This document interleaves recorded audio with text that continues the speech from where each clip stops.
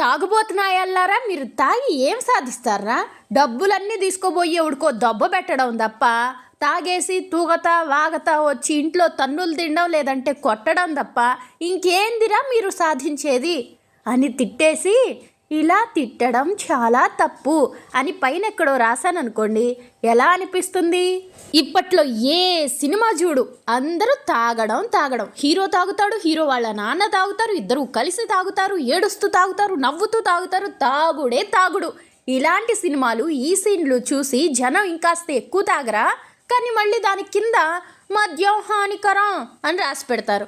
అసలు ఈ బాధ అంతా ఎందుకంటే, ఒకడు అలా పెళ్లి పీటల మీద ఎక్కి కూడా పక్కకు పోయి తాగుతా ఉన్నాడంట. ఈ విషయం తెలుసుకున్న పెళ్లి కూతురు, వీడు అసలు మనిషేనా అనుకుందో ఏమో, ఇక వాడేసిన పూలమాలని కూడా తీసి కిందేసి కొట్టి, వీడితో నాకు పెళ్లి వద్దంటే వద్దు అని నిక్కచ్చిగా చెప్పేసిందంట.